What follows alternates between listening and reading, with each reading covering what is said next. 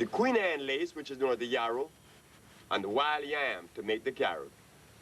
Here we find our leaders and healers recommending to us that we eat carrot cake and drink carrot juice, eat bean pies. Could you imagine? Sure, we could imagine. Remember what we said.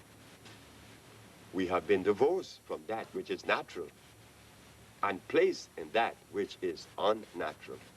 That makes it extremely difficult.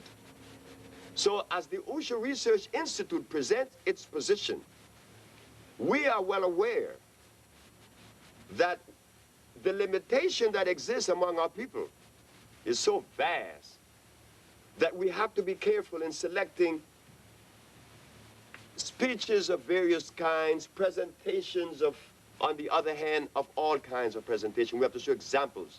Examples that I find to be unnecessary, probably for me, because I suppose that I was given the privilege to at least listen.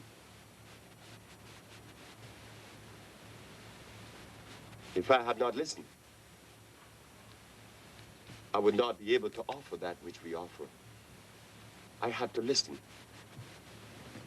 And in listening, I am talking about not only an individual mouth, but Mother Nature. Mother Nature talks the loudest. I had to listen. And in listening, we saw all of the above. So the Usha Research decided to put compounds together that would definitely hit the core of this thing we call disease. We just didn't want to make products that we read in other books and give that to you, making recommendation using peppermint. We know at the Usha Research that when someone uses peppermint, it is only because they had not done the research themselves. They are relying on the research of others. That is the danger. We're going to give only one example, and then we're going to go into this thing that the Usha Research has to offer.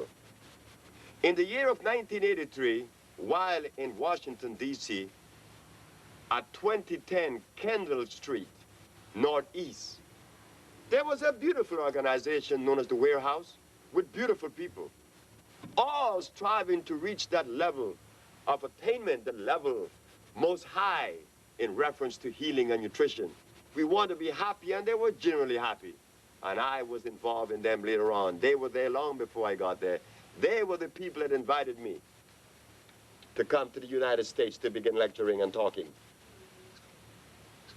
Mr. Adisa Akil, Adio Kuumba, Hakika, and many others who represented the warehouse, the community warehouse.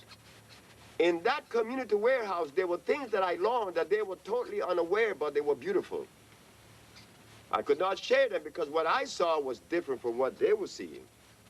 And what happened? One day, a gentleman came with a very bad heart problem. So I needed to buy bugleweed to address this problem. I sent Adisa to buy the bugleweed. When Adisa returned, Adisa opened his bag, and I looked at it, and I said, Adisa, where is the bugleweed? He said, there's a bugleweed. I said, no, it's not. So I took a piece of it. I said, this is blue vervain, and I tasted it, you know, to tell the difference. If you learn about herbs via a book, you're in trouble. You're vulnerable. Because you don't know if the research done by those who wrote the book that you read was correct. How would you know? You don't know. So here it was, this lady said that this was bugleweed. I said, take me back to the herb store. This is at St. John Herb Store in Maryland, in Silver Spring. I go back to the herb store and I said, pardon me, but I think that there were a little mistake made. That could be rectified. And what is it? I said, I wanted bugleweed, and they sent me this. But this is bugleweed. My boss been selling herb for 25 years, and she knows herbs, and she put this herb in this bag. I said, ma'am, it doesn't matter if your boss sold herbs for 125 years. This is not bugleweed. Please do me a favor. Go inside and see if there's another bag set by it that says blue vervain. She goes inside, she said, yes. I said, what happened? They mislabeled the bag.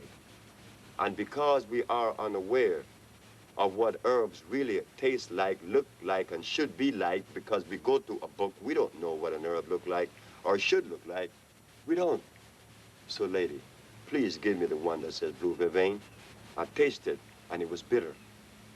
And the lady said, one is bitter and one is sweet. I said, yes, the bugleweed is bitter. She gave it to me. She realized that armchair research doesn't help too well. Armchair research helps but very few people. Field research is necessary in reference to healing.